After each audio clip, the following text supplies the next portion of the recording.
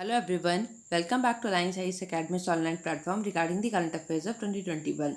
So अपने current affair के series को आगे बढ़ाते हुए चलिए शुरू करते हैं डे 41 का session. So wish you all a very good luck for today's session. So आपका पहला क्वेश्चन है, which among of the following is slash are correct. Primary health care is the first contact point between village community and medical officer. Second statement is the PHCs are established and maintained by center government under the minimum needs program or the basic minimum service program. And your options are A only, B only, both या none. So आपको पता है आपको video को pause करना है, comment section में अपना आंसर टाइप करना है. तो देखते हैं इसका आंसर क्या होगा. इसका आंसर होगा आपका बोथ, विच मीन्स आपके दोनों स्टेटमेंट सही है. कॉन्टेक्स्ट देख लेते हैं. आपका एक एडिटोरियल आया था द हिंदू में, rural health care needs fixing and now. So यहाँ पे आपके फिर ये हेल्थ इंफ्रास्ट्रक्चर से रिलेटेड यहाँ पे बात करी गई थी और बहुत इंपॉर्टेंट डेटाज इन्होंने शेयर कर रहे थे. तो फिर आपके लिए प्राइमरी हेल्थ केयर इंपॉर्टेंट हो जाता है. प्राइमरी हेल्थ केयर बेसिकली आपका फर्स्ट कॉन्टैक्ट पॉइंट होता है आपका एक विलेज कम्युनिटी और मेडिकल ऑफिसर के बीच में, और इनको मेंटेन आपकी स्टेट गवर्नमेंट करती है. बहुत इंपॉर्टेंट पॉइंट है. प्राइमरी हेल्थ केयर के बारे में अगर हम और बात करें, सो जो आपकी इनकी फंक्शनिंग है यह आपको याद रखना है. ट्रेंड आपको याद रखना है कि इसकी फंक्शनिंग का जो शेयर है, ठीक है, वो आपका बड़ा है. ठीक, आपका 2005 से 2019 के टाइम पीरियड में ये बड़ा है. लेकिन यहाँ पे आपको देखने को मिलता है कि जो डॉक्टर्स का जो यहाँ पे नंबर है उसमें शॉर्टफॉल देखने को मिला है. ठीक, एक और इम्पॉर्टेंट यहाँ पे आपको डिक्लेरेशन देखने को मिलता है. अस्थाना डिक्लेरेशन 2018 का है. ये आपका प्राइमरी हेल्थ केयर से रिलेटेड बात करता है. ठीक, और यहाँ पे एक एग्जांपल भी आपको स्क्रीन पे देखने को मिल रहा होगा थाईलैंड से रिलेटेड. तो यहाँ पे बेसिकली इसमें ये बोला गया था कि ये आपका मेंस राइटिंग में या कभी इंटरव्यू में आंसर देने के लिए आपके लिए हेल्पफुल हो सकता है कि थाईलैंड जो था उसे किस तरीके से अपना प्राइमरी हेल्थ केयर में फोकस किया.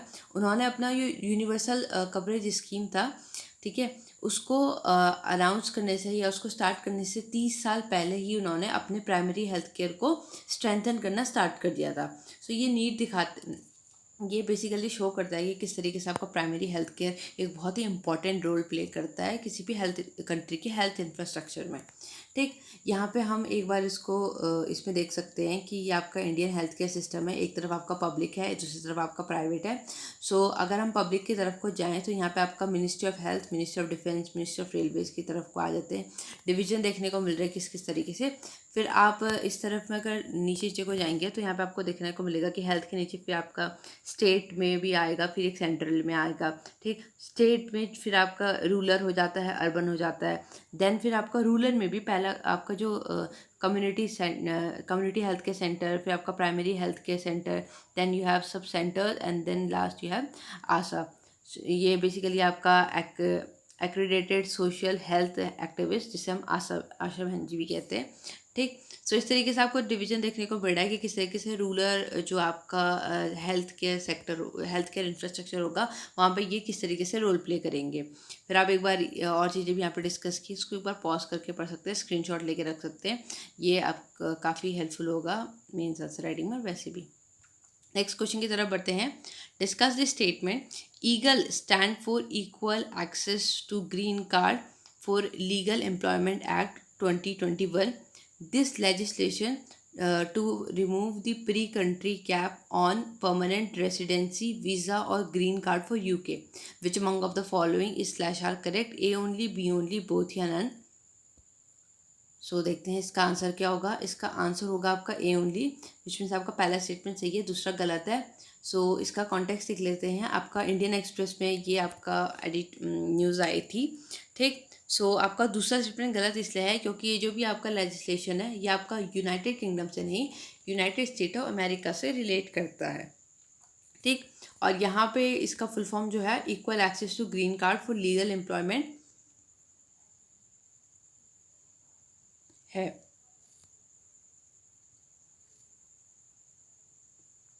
ठीक, तो इसमें फिर आपका ये देखने को मिलता है कि यहाँ पे बेसिकली इन्होंने जो एक कैप लगा रखी थी परमानेंट रेसिडेंसी वीज़ास पे, उसको यहाँ पे रिमूव करने की बात करी गई है. सो इसको एक बार डिस्कस कर लेते हैं. बेसिकली इस एक्ट में बात ये करी गई है कि जो आपकी कैप, इन्होंने एक 7% की कैप लगा रखी थी पर country limit on employment based immigrant visas पर. ठीक, तो अब इन्होंने इस जो लिमिट है इसको रेज करने की बात करी गई है अप टू 15%. तो यहाँ पे ये बात यहाँ पे करी गई है। And it provides for 9 year period for elimination of this limit. तो आप इसमें इम्पॉर्टेंट ये हो जाता है कि किस कंट्री से रिलेट करता है, क्योंकि जो इंडियन डायस्पोरा है वो बहुत इम्पॉर्टेंट हो जाता है हमारे एग्ज़ाम के पर्सपेक्टिव से भी। और क्योंकि इन कंट्रीज़ में हमारी population all over the world काफ़ी ज़्यादा आपको देखने को मिलती है। सो इस तरीके के जो आपके एक्ट्स होते हैं, ठीक, जो इफ़ेक्ट करते हैं इन चीज़ों को। नेक्स्ट क्वेश्चन की तरफ बढ़ते हैं। The index for sustainable development goals was launched in December 2018। The index has become the primary tool for monitoring progress on SDGs in India. दूसरा है, it tracks the progress of all state and union territories on 115 indicators aligned with the national indicator framework of ministry of statics and programme implementation. Correct statement बताना है, A only, B only, both या none.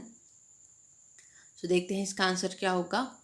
इसका आंसर होगा आपका both, which means आपके दोनों statement सही हैं। सो आपने द हिंदू के जो मेन जो पेज है वहाँ पे आपने फ्रंट पेज पे आपने ये आर्टिकल देखा होगा कि जो नीति आयोग ने इंडेक्स निकाला है SDG से रिलेटेड। सो फिर इम्पॉर्टेंट हो जाता है ये। तो आपको जो पहली बार निकला था 2018 में निकला था।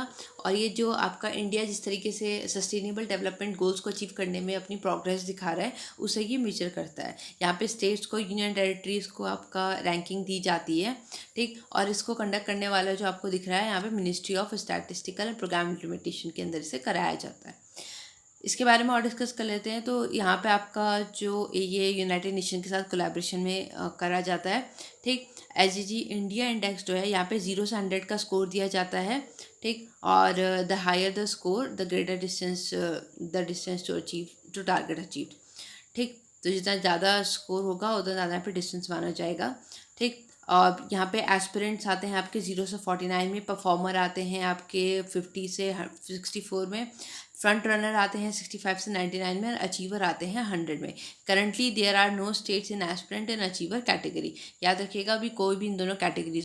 सो यहाँ पे आप देख सकते हैं कि किस तरीके से आपके स्टेट्स को रैंकिंग मिली है। टॉप 5 आपके जो रैंक पोजीशन है, पहले में आपका केरला आता है, दूसरे में हिमाचल प्रदेश एंड तमिलनाडु, फिर थर्ड नंबर पे आपका आंध्र प्रदेश, गोवा, कर्नाटका, उत्तराखंड, फोर्थ में सिक्किम, महाराष्ट्र।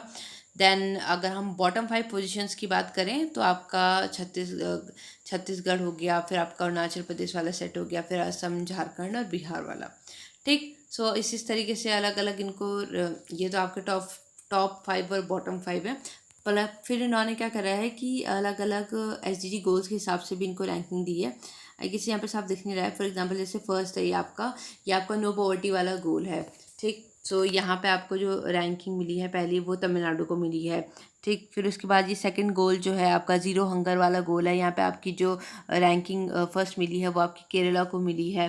फिर देन ये थर्ड वाला हो जाता है आपके, जहाँ पे आपको गुजरात को रैंकिंग मिली है फर्स्ट। फिर फोर्थ वाला हो जाता है क्वालिटी एजुकेशन, जहाँ पे फिर केरला को रैंकिंग मिली है, ओके। फिर यहाँ पे आई गेस जेंडर इनइक्वालिटी है। तो इस तरीके से आपको ये आपका एक गोल वाइज आपकी जो स्टेट और यूटीज़ को यहाँ पे रैंकिंग भी दी गई है इसके अंदर, ठीक। सो नेक्स्ट क्वेश्चन की तरफ बढ़ते हैं। नेक्स्ट क्वेश्चन की तरफ बढ़ने से पहले एक आपको यहाँ पे एक एक्स्ट्रा क्वेश्चन करना है कि आपको यहाँ पे बताना है कि क्योंकि नीति आयोग इसको निकालने में बहुत इंपॉर्टेंट रोल प्ले कर रहा है।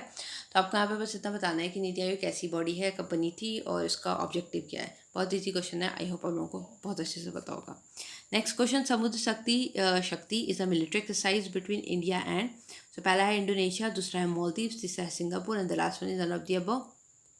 सो इसका आंसर होगा आपका ए, इंडिया एंड इंडोनेशिया के बीच में होने वाली है ये, ठीक।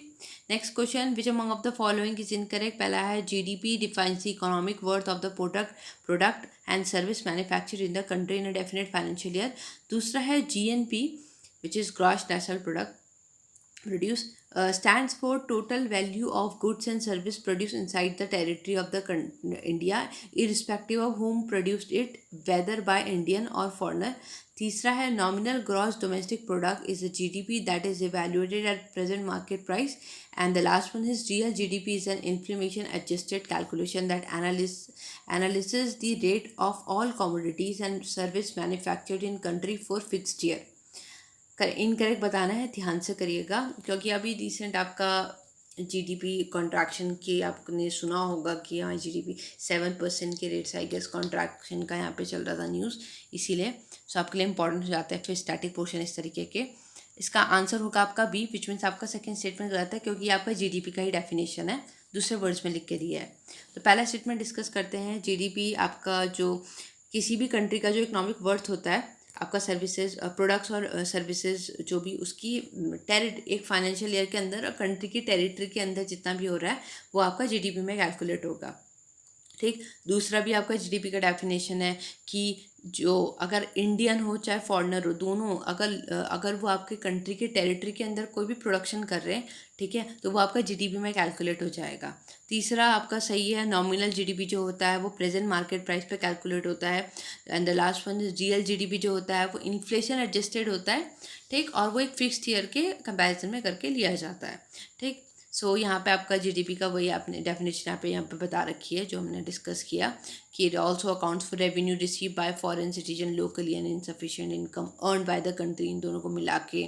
ठीक, जीडीपी का जो कैलकुलेशन होता है आपका, याद रखना आपको, जो सेंट्रल स्टैटिस्टिक ऑफिस होता है सीएसओ, वो आपका जीडीपी का कैलकुलेशन करता है। ठीक, यहाँ पे आपका नॉमिनल और रियल जीडीपी के बीच में बता रखा है कि नॉमिनल जीडीपी जो होता है ये प्रेजेंट मार्केट प्राइस पे करा जाता है।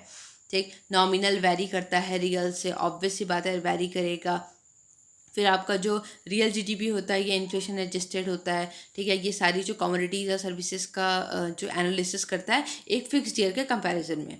ठीक, फिर यहाँ पे एक ब्रीफ दोनों का डिफरेंस दिखा रखा है। सो आप देख सकते हैं कि नॉमिनल आपका इन्फ्लेशन विदाउट जीडीपी है, ठीक, और जो रियल जीडीपी है आपका इन्फ्लेशन एडजस्टेड जीडीपी है। फिर यहाँ पे आपका ये प्रेजेंट ईयर प्राइस पे होगा और ये बिगिनिंग ईयर और रेगुलर प्राइसेस पे होता है। नॉमिनल जीडीपी आपका हाई होगा और ये रियल जो होगा लो होगा, क्योंकि ऑब्वियसली बात है यहाँ पे इन्फ्लेशन भी तो एडजस्ट हो रहा है। नॉमिनल में आपका इन्फ्लेशन तो एडजस्ट हो ही नहीं रहा है। इन्फ्लेशन समझ रहे हैं आप, महंगाई की जो दरें होती हैं वो।